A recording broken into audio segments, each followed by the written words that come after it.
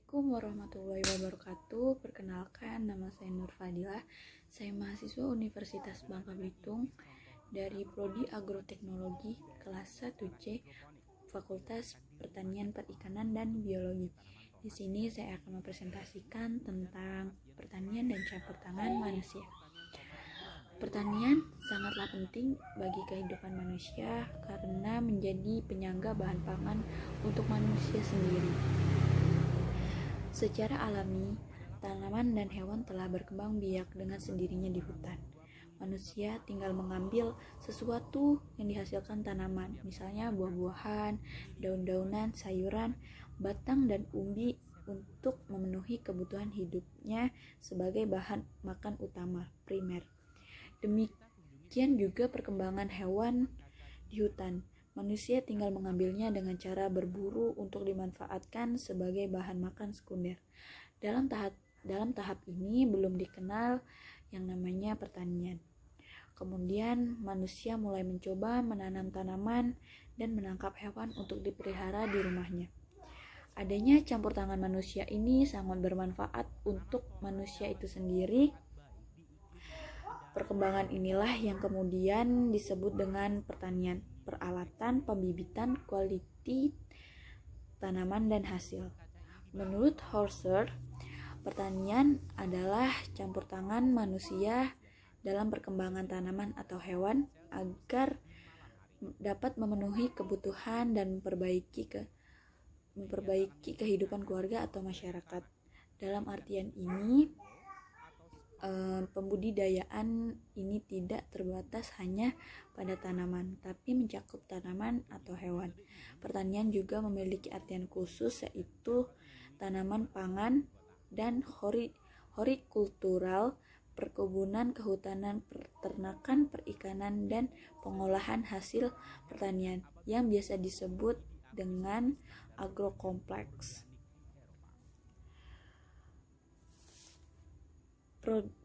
Proses produksi. Tumbuhan mengambil zat hara yang ada di dalam tanah melalui akar-akarnya. Zat ini dibawa ke daun dan dengan bantuan sinar matahari. Zat tersebut diubah menjadi buah-buahan, biji-bijian, dan hasil lain dalam proses yang disebut fotosintesa. Hasil tumbuhan ini kemudian dimakan oleh hewan dan manusia. Adapun pengertian dari petani. Proses produksi tersebut bisa berlangsung tanpa campur tangan manusia. Seperti dapat kita lihat pada tumbuhan liar yang dengan demikian belum disebut dengan pertanian. Dengan turut campur tangan manusia dalam perkembangan tumbuhan dan hewan, maka pertumbuhan tersebut menjadi lebih sesuai dengan kemauan dan kebutuhan manusia. Dengan demikian disebut pertanian. Manusia yang mempengaruhi pertumbuhan tanaman dan hewan tersebut disebut petani. Usaha tani. Proses produksi tanaman dan hewan yang dikelola oleh petani tersebut dapat berlangsung apabila terdapat lahan yang luas. Lahan tersebut dinamakan usaha petani. Usaha petani sebagai perusahaan. Petani dalam mengelola atau mempengaruhi pertumbuhan tanaman dan hewan tersebut menggunakan prinsip perusahaan. Artinya dia mempertimbangkan berbagai kombinasi input yang diberikan agar bisa menghasilkan output sesuai dengan tujuan secara efisien dan efektif. Dengan demikian, Mozart memberikan definisi pertanian sebagai sejenis proses produksi yang khas yang didasarkan proses pertumbuhan tanaman dan hewan yang dilakukan oleh petani dalam suatu usaha sebagai satu perusahaan. Inilah pengertian umum dan modern dari petani. Struktur pertanian berdasarkan ruang lingkupnya dapat dibedakan menjadi petani dalam arti luas dan dalam arti sempit. Berdasarkan cara penguasaannya dapat dibedakan menjadi petani rakyat dan petani perusahaan besar. Berdasarkan lokasi dapat dibedakan menjadi rural dan urban area. Ruang lingkup petani.